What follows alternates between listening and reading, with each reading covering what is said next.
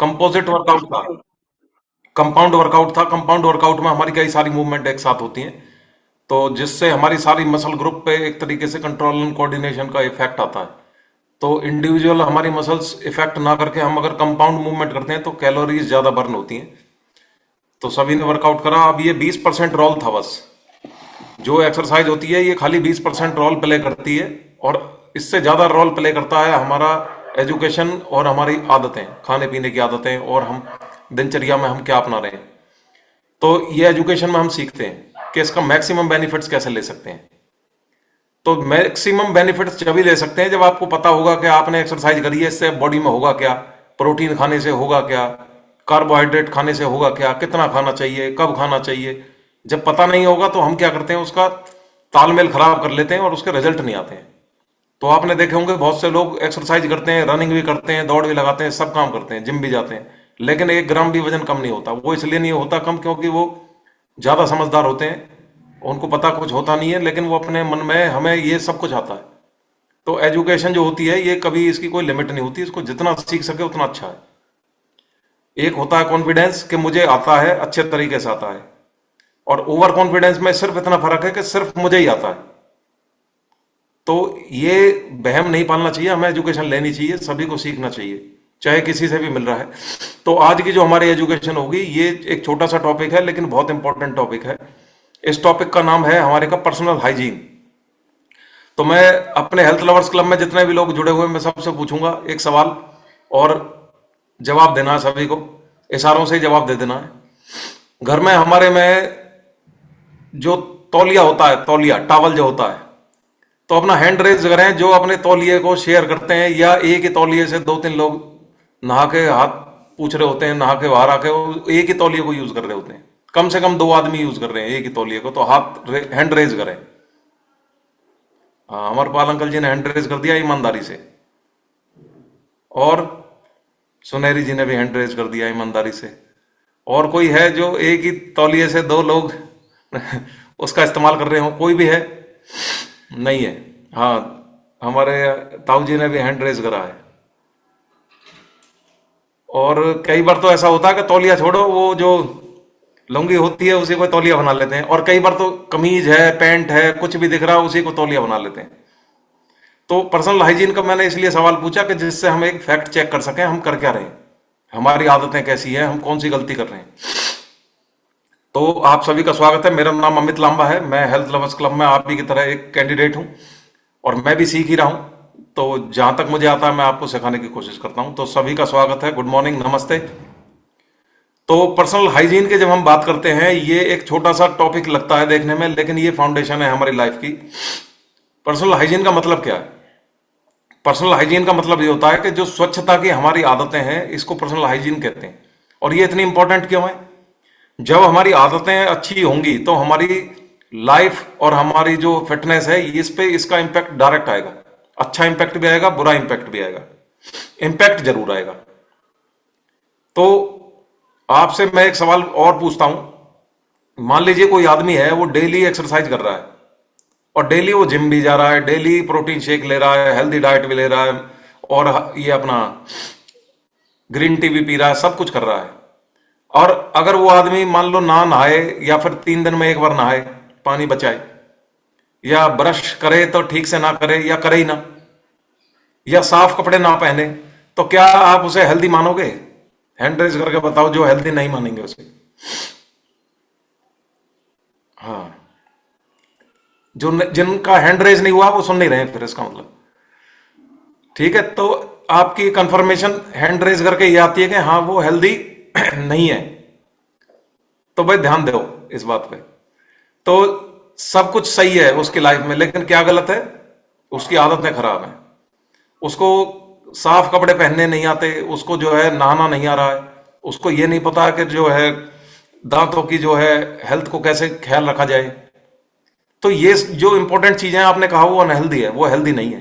तो कुछ तो आपको समझ में आया होगा कि कहीं तो वो गलती कर रहा है, लेकिन जाने अनजाने में हम भी कई बार ऐसी गलती कर जाते हैं कि हमें पता नहीं होता, और फिर भी हम अनहाइजीनिक पैरामीटर्स को अपना रहे हैं अपने लाइफ में। तो पर्सनल हाइजीन का मतलब जो है केवल इस चीज से जुड़ा हुआ नहीं है कि हमने केवल साफ सफाई कर ली या कुछ हमने सिर्फ दिखावे के लिए कुछ कर लिया। इससे हमारी बॉडी की इंफेक्शंस, हमारी बॉडी की स्मेल, हमारी बॉडी की डिसीज और हमारी बॉडी को जो डिस्कम्फर्ट होता है, खुजली, ये सब, उन सब से हमें बचाना भी है। ये भी हमारी पर्सनल हाइजीन का पार्ट है। तो हेल्दी कहां से शुरू होगा? जब सबसे पहले बॉडी क्लीन होगी, टॉक्सिन्स बाहर होंगे, गंदगी बाहर होगी, वहां से हमारी बॉडी हेल्दी होनी स्टार्ट होगी। बहुत से लोग होते हैं एक्सरसाइज करके आते हैं शाम को जिम से और वो आके सीधा सो जाते हैं। वो जो स्वेट्स थे, जो टॉक्सिन्स बाहर निकाले बॉडी ने, वो फिर से एब्जॉर्ब कर लिए बॉडी ने। तो 80% जो बीमारियां हैं, WHO कह रहा है इस बात को कि अनहाइजीनिक हैबिट्स की वजह से होती हैं 80% बीमारियां। तो सोचो एक बार, साफ रहने से कितनी बीमारियों को हम रोक सकते हैं। कितनी बीमारियां हमारी ऐसी हैं, टाइफाइड हो गई, कॉलरा हो गए, फंगल इन्फेक्शन हो गए, डेंगू हो गया, ये साफ सफाई से शुरू होते हैं। तो बॉडी की जो हाइजीन अगर हम बात कर रहे हैं तो सिर्फ हम बॉडी की स्वच्छता की बात कर रहे हैं। बॉडी हाइजीन की अगर हम बात कर रहे हैं तो सबसे उसका पहला इंपॉर्टेंट अंदरूनी बेसिक रूल जो है वो है कि अगर बॉडी क्लीन है तो माइंड भी हेल्दी है। Clean body is equal to healthy mind. ये एक इक्वेशन अपने दिमाग में बैठा लेनी है कि क्लीन बॉडी रहेगी तो ही हेल्दी माइंड रहेगा। बॉडी क्लीन नहीं होगी तो माइंड भी हेल्दी नहीं रहेगा। तो डेली तो नहाना जरूरी है। शुरुआत नहाने से होती है। नहाने से हमें लगता है कि खाली पसीने जो हैं वो हट गए। नहाने से हमारे बहुत इंपॉर्टेंट चीजें हो रही हैं। जो बॉडी की स्किन है, स्किन के ऊपर पोर्स होते हैं, यानी छिद्र होते हैं बहुत छोटे छोटे, वो क्लीन होते हैं। वो उनमें कुछ कचरा जम जाता है डेली। बैक्टीरिया हमारे रिमूव हो जाते हैं। Millions of trillions of bacterias हमारे रिमूव हो जाते हैं एक बार नहाने से। और फ्रेशनेस आती है पूरी स्किन पे, ग्लो बढ़ता है। तो बॉडी से जो निकलने वाला जो हमारा पसीना है, स्वेट है, अगर उसे साफ ना करा जाए तो उसमें बैक्टीरिया पनपने लग जाते हैं। बैक्टीरिया को घर मिलने लग जाता है एक, उसमें वो नरिशमेंट होती है, उनकी नर्चर होते हैं उसमें वो, और बॉडी से बैड स्मेल आनी स्टार्ट हो जाती है और फंगल इन्फेक्शन के कारण बन जाते हैं। तो उसके कुछ टिप्स हैं जो मैं आपको बताऊंगा। डेली तो यही हो गया कि नहाना है डेली, और गर्मियों में तो खास तौर से डेली नहाना है। सर्दियों में तो नहाना एक तरीके से ऐसा लगता है कि पता नहीं कोई दुश्मनी है नहाने से। ये भी करना पड़ेगा भाई। तो सर्दियों में भी नहाना है, गर्मियों में तो डेली नहाना है।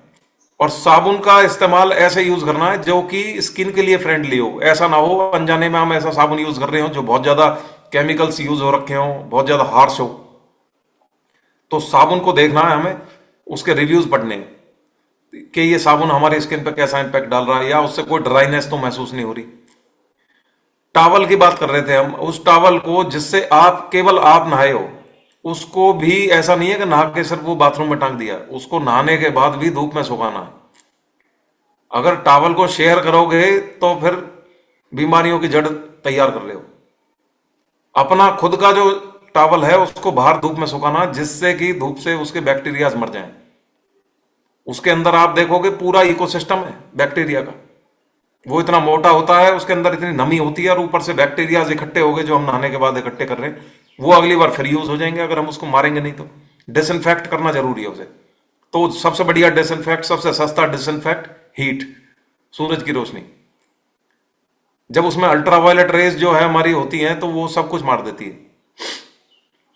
एक और अंडर आर्म्स जिसको बोलते हैं, अंडर आर्म्स यानी हमारे बगलें, हमारे फीट, जो हमारे पैर होते हैं, पैर के नीचे का हिस्सा जो होता है, हम ज्यादातर नहाते हैं पैर के नीचे के हिस्से को नहीं धोते हैं, और उसमें धीरे धीरे धीरे वो जर्म से इकट्ठे हो जाते हैं जिनको हम कहते हैं एड़ियां फट गई, ये सब हो गया। वो क्या है? वो एक तरह का इन्फेक्शन है। जब आप उसकी धुलाई नहीं करोगे, सफाई नहीं करोगे, बैक्टीरिया पनपते रहेंगे, वो अंदर जाते रहेंगे, वो सारा इकोसिस्टम उनका डेवलप हो जाता है, वो उसको खराब कर देते हैं।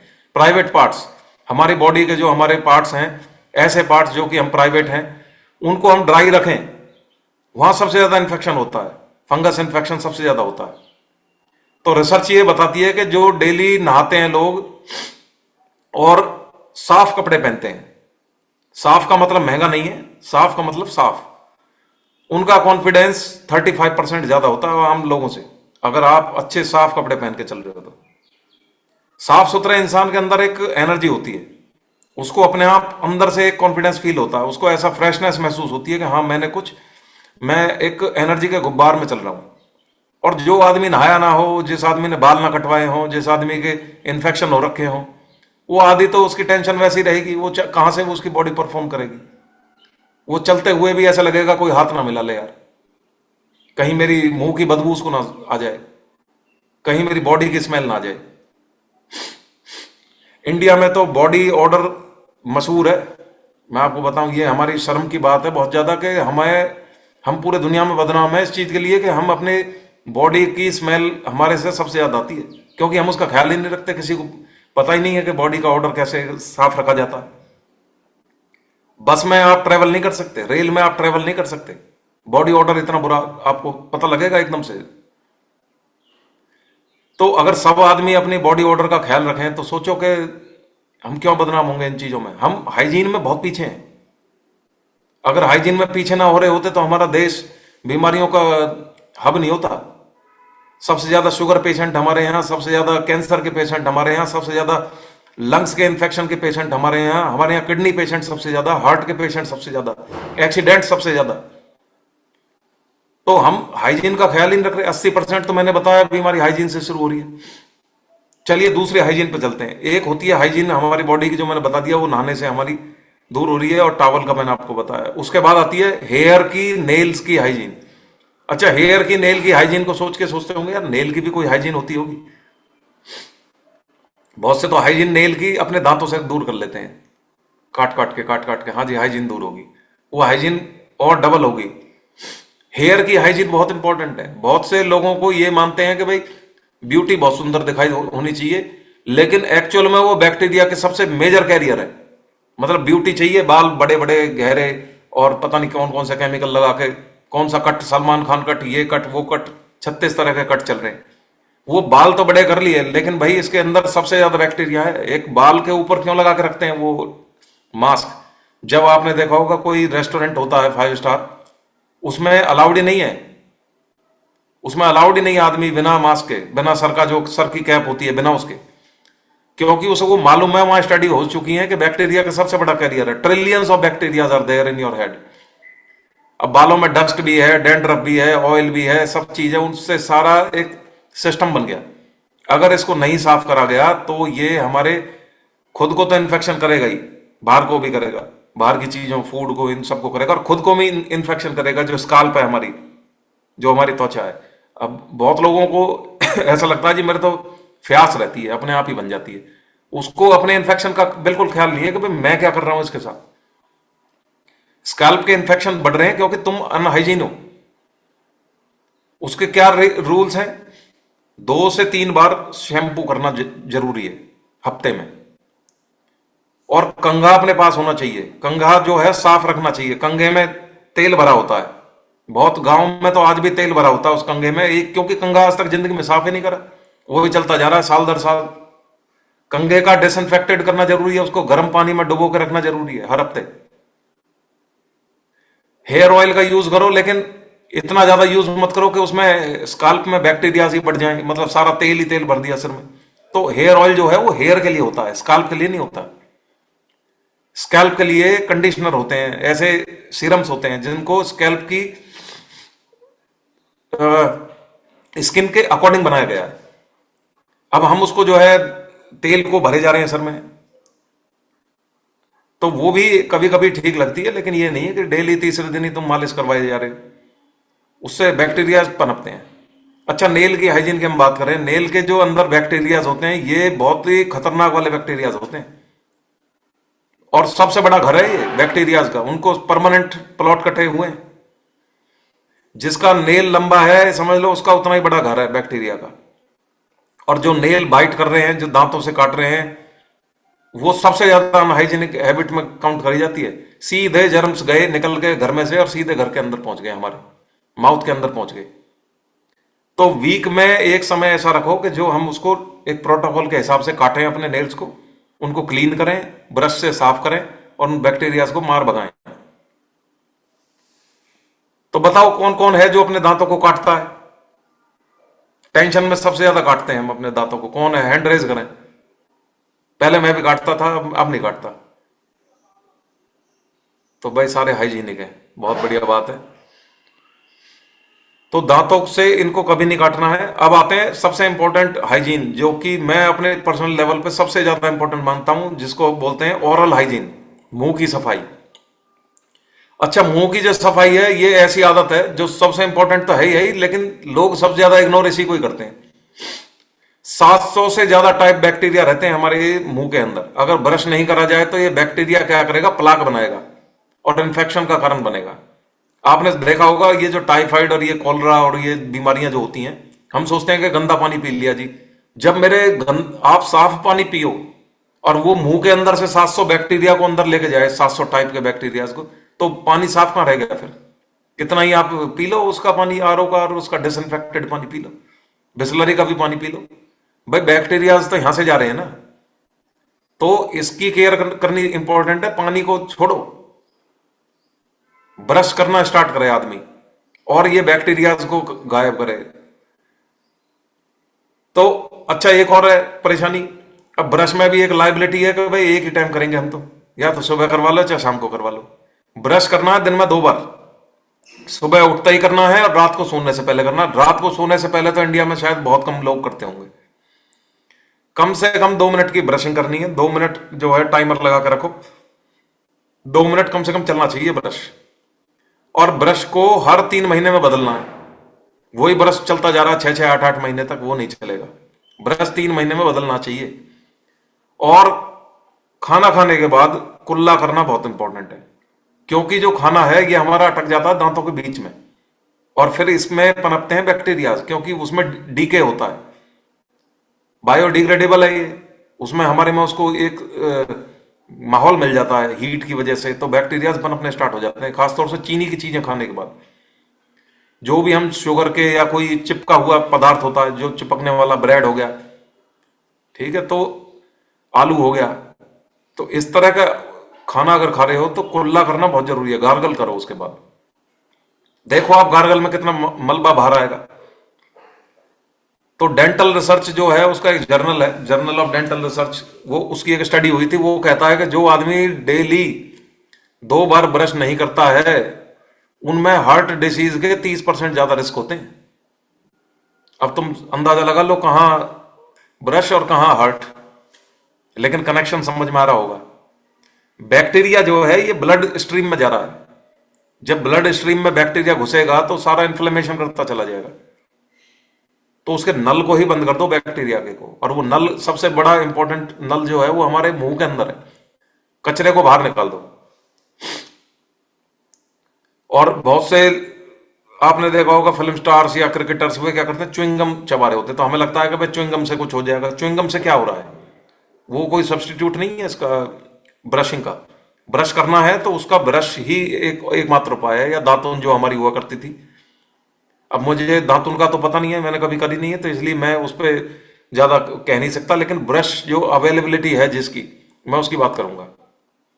तो एक दूसरा रूल ये भी हो गया कि क्लीन अगर माउथ है, ब्रेथ अगर हमारी फ्रेश है, तो हमारा कॉन्फिडेंस भी अच्छा है, बात करने में भी हमें कॉन्फिडेंस महसूस होगा। नहीं, अगर मुंह की बदबू रहेगी तो हम बात भी नहीं कर सकते किसी से। सोच के देखो, अगर तुम्हारे सामने वाला कोई आदमी बोल रहा है और उसके मुंह से बदबू आ रही है, तो आप क्या उससे बात करोगे? पसंद करोगे बात करना? खुद नहीं पसंद करोगे। तो अगर उसकी जगह हम हो तो हमसे ही कौन बात करना पसंद करेगा? तो ओरल हाइजीन बहुत इंपॉर्टेंट है सब चीज के लिए, कॉन्फिडेंस के लिए। अब आते हैं हैंड हाइजीन पे, हाथों की सफाई। अब हम हाथ तो धोते हैं, अब हाथ धो तो रहे हैं, लेकिन हाथ धुल भी रहे कि नहीं धुल रहे, ये कौन इंश्योर करेगा? हमने पानी डाला, बस ये हो गया जी, हाथ धो दिए। WHO कहता है कि हैंड वॉश अकेला अगर हैंड वॉश करा जाए ढंग से, तो डायरिया जो होता है, डायरिया होता है पेट की बीमारी होती है जिसमें दस्त लग जाते हैं, 40% तो हमारे वो डायरिया के चांसेस कम हो जाते हैं। और रेस्पिरेटरी जो सांस वाले इन्फेक्शन है, ये 30% कम हो जाते हैं। आपने ध्यान दिया हो, जब कोविड चल रहा था, कोरोना चल रहा था, तो सबसे बार बार यही कही जा रही थी कि हाथ धो, 4-4 बार हाथ धो, 10-10 बार हाथ धो। वो हाथ का क्या कनेक्शन था भाई? वो ये कनेक्शन था कि हम इन्फेक्शन लेके बॉडी में इंजेक्ट करते हैं हाथों से, क्योंकि टच तो इसी से हो रहा है सब कुछ। कब कब हाथ धोने चाहिए? खाना खाने से पहले हाथ धोना बहुत इंपॉर्टेंट है, खाना बनाने से पहले इंपॉर्टेंट है, टॉयलेट जाने के बाद इंपॉर्टेंट है, बर्तन धोने के बाद हाथ धोने बहुत इंपॉर्टेंट है। जो वो जूना होता है उसके अंदर दुनिया में ये कहा गया है कि सबसे ज्यादा बैक्टीरियाज होते हैं, टॉयलेट सीट से ज्यादा बैक्टीरियाज होते हैं जूने के अंदर। जिस जूने से आप बर्तन धोते हो इसमें सबसे ज्यादा बैक्टीरियाज होते हैं। इसको बदलना जरूरी है। समझदार लोग इसको हर चौथे पांचवें दिन बदलते रहते हैं, लेकिन हम उसको घिसे जा रहे हैं ना। वो बैक्टीरियाज कहीं नहीं जा रहे, वो उसी में ही जमा है। सबसे ज्यादा दुनिया में अगर बैक्टीरियल कोई चीज है वो है जूना बर्तन धोने वाला, टॉयलेट से ज्यादा है। उससे बर्तन अगर धो रहे हो तो उसके बाद हैंड वॉश जरूरी है। बाहर से अगर घर आ रहे हो तो हैंड वॉश जरूरी है। बीमार व्यक्ति किसी के पास जा रहे हो तो हैंड वॉश जरूरी है। ये जो चीजें हमारी पद्धति में बताई गई हैं ये इसलिए नहीं बताई गई हैं, इनके पीछे साइंटिफिक लॉजिक हुआ करते थे। जब हम कोई कोई मर जाता था हम उसके वहां से आया करते थे तो पूरी बॉडी को धोते थे। क्यों धोते थे? क्योंकि अगर वो एक्सपायर हुआ है कोई आदमी तो किस वायरस से हुआ है, किस बैक्टीरिया से हुआ, किसी को नहीं पता। तो हम कहीं वो बैक्टीरिया अपने घर में तो नहीं लेकर आ रहे, इसलिए हुआ करती थी वो। तो इसलिए नहाना है अगर आप किसी बीमार आदमी से मिलकर आ रहे हो तो। और धोने का हाथ का तरीका ये नहीं है कि बस पानी के अंदर डाला हाथ और बस हो गया काम 2 सेकंड के अंदर। उसके 6 स्टेप बताए डब्ल्यूएचओ ने। पहला है पाम टू पाम, यानी हथेली रगड़ी जाएगी पहले, फिर बैक हैंड, हाथ के पीछे का हिस्सा रगड़ा जाएगा, फिर फिंगर्स के बीच का हिस्सा रगड़ा जाएगा। 3 स्टेप हो गए। चौथा स्टेप फिर फिंगर की टिप्स, और 5वां फिर हमारा अंगूठा, और छठा हमारा रिस्ट, कलाई। तब जाके हमारी हाथ की सफाई होती है। ये 20 सेकंड लेता है बस ये, लेकिन 99% बैक्टीरिया खत्म हो जाते हैं। तो 20 सेकंड का हैंड वॉश करो, 2 सेकंड का 3 सेकंड से कोई फायदा नहीं है। साबुन वेस्ट कर रहे हो। साबुन का इम्पैक्ट भी नहीं आता इतनी देर में, तो हम उसमें पानी में हाथ धो लेते हैं, बस अपने आप को बेवकूफ बना के हाजी हो गए। अच्छा जी, अगली हाइजीन की बात करेंगे अब हम, फूड की हाइजीन की।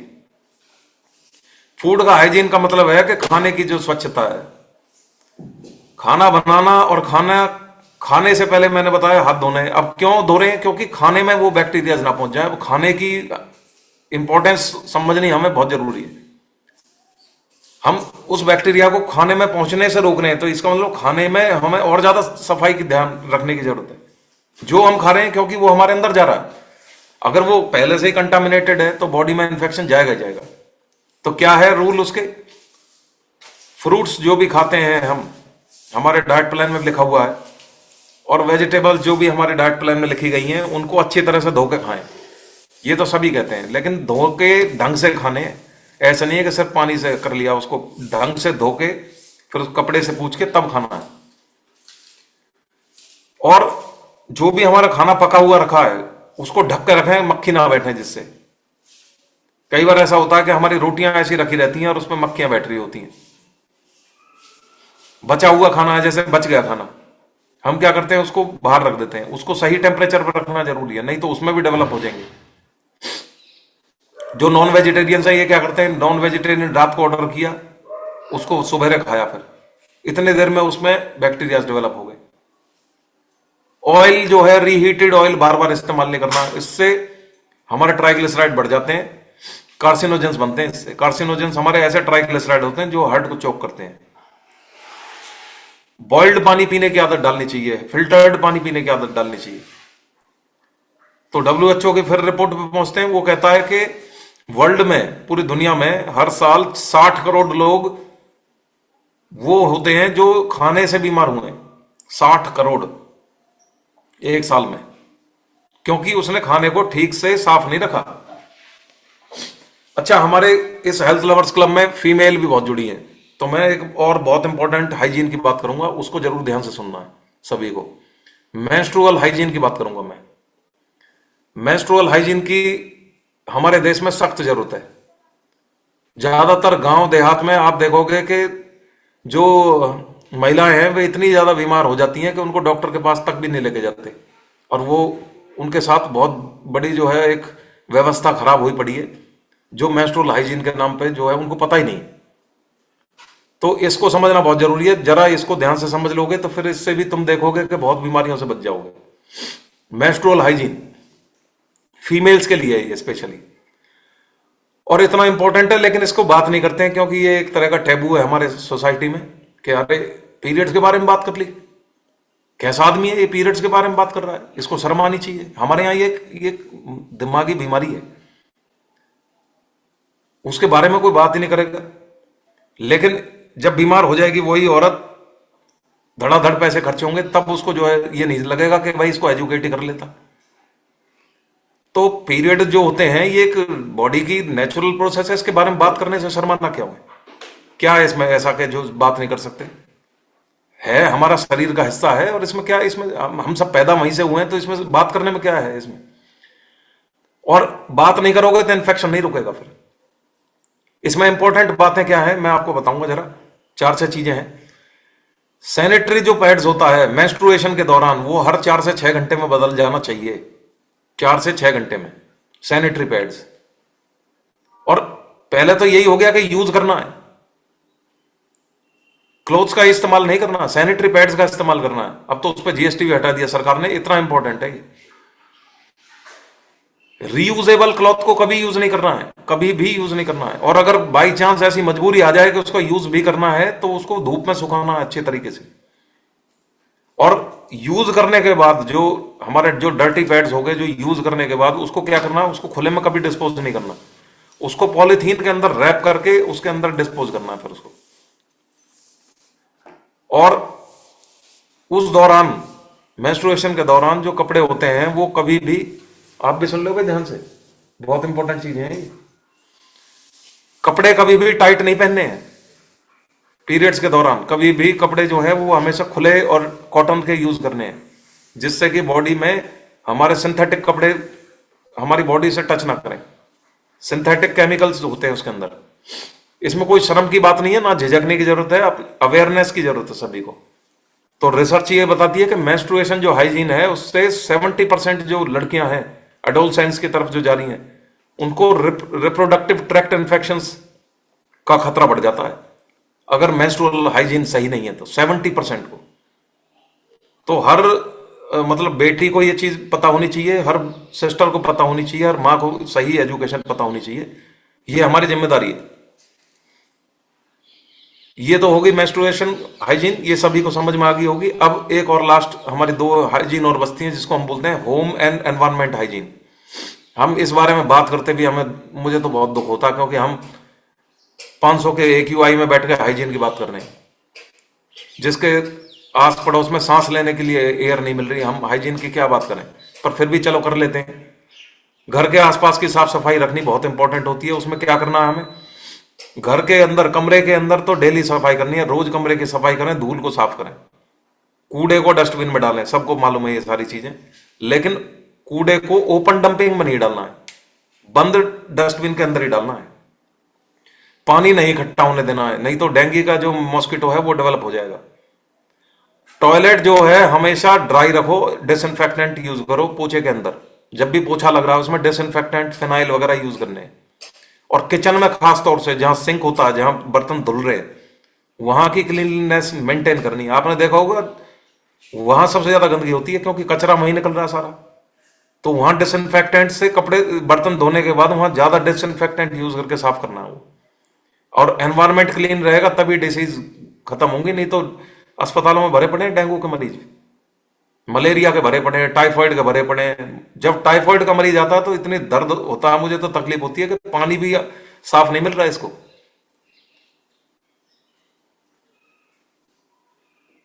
तो ये हाइजीन हमें अपने घर के आसपास, घर के अंदर रखनी है। अब आती है मेंटल इमोशनल हाइजीन। अब भाई तुम भी हैरान रह जाओगे कि मेंटल हाइजीन का क्या मतलब है। दिमाग के अंदर की हाइजीन भी बहुत जरूरी है। शरीर की तो सफाई हो गई, दिमाग की सफाई बहुत जरूरी है, अंदर से भी सफाई बहुत इंपॉर्टेंट होती है। हम अगर गंदे विचार, गंदा द्वेष और किसी से चिढ़ना, किसी के बारे में गंदा सोचना, किसी को मैं कहता हूं बुरे से बुरा भी है, अगर हमारा माइंड ऑर्गेनाइज नहीं है और हम कैओस में जी रहे हैं, तो हमारा पीस नहीं आ सकता। पीस जब ही आ सकता है जब हम दूसरे के बारे में अच्छा सोचें, दूसरे के बाद फिर अपने बारे में अच्छा सोचें, एक ऑर्गेनाइज्ड बारे में, एक ऑर्गेनाइज्ड तरीके से सोचें। डीक्लटर्ड माइंड होना चाहिए। डीक्लटर्ड का मतलब है बिगड़ैल दिमाग नहीं होना चाहिए, खुरापाती दिमाग नहीं होना चाहिए, एक ऑर्गेनाइज्ड दिमाग होना चाहिए। रिसर्च बताती है कि अगर हम साफ जगह पर रहते हैं जो लोग, जिनके घर में पेड़ पौधे ग्रीनरी साफ सफाई, गांव में रह रहे हैं जो, जंगलों में जिन्होंने फार्म हाउस बना रखे हैं, जो क्लीन जगह पर रहते हैं, उनकी प्रोडक्टिविटी 25 से 30% बढ़ जाती है, क्योंकि दिमाग खुश है। अब जो रहे ऐसी कॉलोनी में रहा है जहां घर से बाहर निकलते ही सुअर दिखाई दे रहे हो और गंदगी बह रही हो, नाली बह रही हो, टॉयलेट्स बह रहे हो, वो आदमी क्या हैप्पीनेस उसकी होगी भाई? क्या हैप्पीनेस होगी उसकी? उसकी शुरुआत वहीं से हो रही है गंदगी से, और उसकी खत्म भी गंदगी से हो रही है। मैं ये नहीं कह रहा कि वो चीज अ, उसके हाथ में हो सकती है, कई बार ऐसे फाइनेंशियल सिचुएशन हो सकती है कि आदमी के नहीं है बस की। लेकिन भाई देखो, और भी देश हैं, उन देशों में गांव में अगर आप जाओगे, जैसे इंग्लैंड के अगर गांव में जाओगे, रशिया के गांव में जाओगे, रशिया की तो इकोनॉमी हमसे बहुत नीचे है, ठीक है, जापान में जाओगे, अब जापान हमारे बराबर इकोनॉमी है, इंडोनेशिया में आप जाओगे, वहां गांव में आप जाओगे, वहां लोगों को एजुकेशन है, वो साफ सफाई रखते हैं, डस्टबिन रखे हुए हैं अपने घरों के सामने उन्होंने। आप देखो अब तो कम हो गया हमारे यहाँ, लेकिन पहले तो सड़कों पे फेंक देते थे गाड़ियों से खा खा के आइसक्रीम। तो हम जब तक साफ सफाई तब तक नहीं आ सकते जब तक एजुकेट नहीं करेंगे, माइंड को साफ नहीं रखेंगे, हम पॉजिटिव चीजों को नहीं सोचेंगे, हम नेगेटिव थॉट्स को सोचे जा रहे हैं। ना किसी को आजकल तो ग्रेटिट्यूड कोई वो नहीं है, ग्रेटिट्यूड से भी हमारा एक नेगेटिविटी दूर होती है। ग्रेटिट्यूड नहीं है, किसी को थैंक यू बोलने के लिए राजी नहीं है आज के समय में। तो क्लीन माइंड रखो, ये भी एक हाइजीन है। तो सभी आज एक प्लेज लेंगे कि मैं अपने जो है डेली पर्सनल हाइजीन पे काम करूंगा, डेली जो है साफ रखूंगा, अपने एरिया को साफ रखूंगा, अपने घर को साफ रखूंगा, और इंस्पायर करूंगा लोगों को, तो मन को भी साफ रखूंगा। क्लीन बॉडी मैंने बताया, याद रखना, clean body is equal to healthy mind, clear mind is equal to confident life. तो ये हमारा जो है प्लेज होना चाहिए सभी को। और हमारी एजुकेशन होती है खत्म, आप अपना जो है शेक बना सकते हो। अभी हम जाएंगे अजय पाल सर के पास। Thank you very much.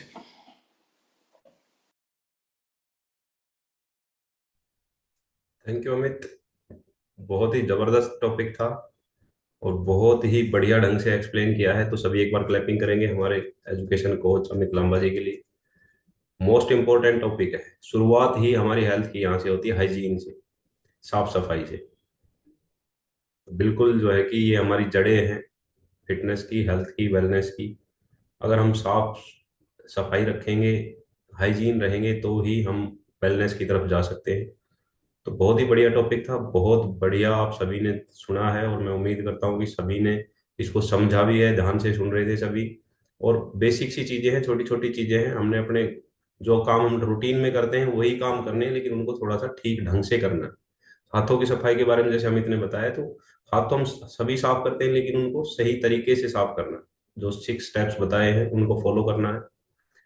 और अपने घरों के आसपास की सफाई रखना हमारी जिम्मेवारी। कई बार क्या करते हैं कि पड़ोसी ने कूड़ा घेरा, मैं नहीं उठाऊंगा, मेरे घर के सामने उड़ के आ गए, तो भाई कुछ फर्क नहीं पड़ता। हमारे घर हमारा घर बिल्कुल गांव में चौक के ऊपर है और 3-4 गलियां लगती हैं, लेकिन हमारी माँ वहां डेली झाड़ू लगाती है। अगर वो ये सोचे कि जी ये तो सबका सामला आता है, इसमें क्या जरूरत है। लेकिन देखिए, साफ सफाई है तो वो, अगर साफ सफाई है तो अच्छा हमें भी लगेगा, दूसरे जो आते हैं उनको भी अच्छा लगता है। तो इस चीज से कोई फर्क नहीं पड़ता। कई एक ऐसा माहौल बना लेते हैं कि मैं क्यों करूँ, पड़ोसी बखेरते हैं वो क्यों नहीं करते। तो आप जब करने लगोगे तो पड़ोसी भी करने लगेंगे। तो बिल्कुल साफ सफाई हमें अपनी रखनी चाहिए, अपने घर की साफ सफाई, अपने आसपास की साफ सफाई। और बच्चों को इसके बारे में नॉलेज देना सबसे इम्पोर्टेंट है। बच्चे अक्सर जो है कि हैंड वॉश नहीं करते, या फिर बस पानी में हाथ डाले और हो गया। तो उनको थोड़ा सा समझाना बहुत जरूरी है, सिखाना बहुत जरूरी है। और फीमेल्स के लिए जो बताया है बहुत ही इम्पोर्टेंट है। जो हमारे मैं कहता हूँ जो पुअर्टी लाइन से भी नीचे के लोग हैं, वो जो है कि इस चीज से बहुत ज्यादा इन्फेक्टेड होते हैं। वो इसकी तरफ ना तो अवेयर होते हैं इसके बारे में। मिडिल फैमिली जो है उनमें भी ये समस्या रहती है, ना तो इसके बारे में खुल के बात करते हैं और ना ही जो है कि इसके बारे में अवेयर है। तो महिलाओं को इसके बारे में अवेयर करना बहुत जरूरी है। जो छोटी बच्चियां हैं उनको जरूर बताना चाहिए, सिखाना चाहिए। तो ये सारी बेसिक सी चीजें थी, बेसिक सी जानकारियां थी हाइजीन के बारे में, बहुत बढ़िया बताई है। तो थैंक यू अगेन अमित। अब हम अपना शेक लेंगे, सभी अपना शेक रेडी कर सकते हैं, सभी एक साथ शेक लेंगे।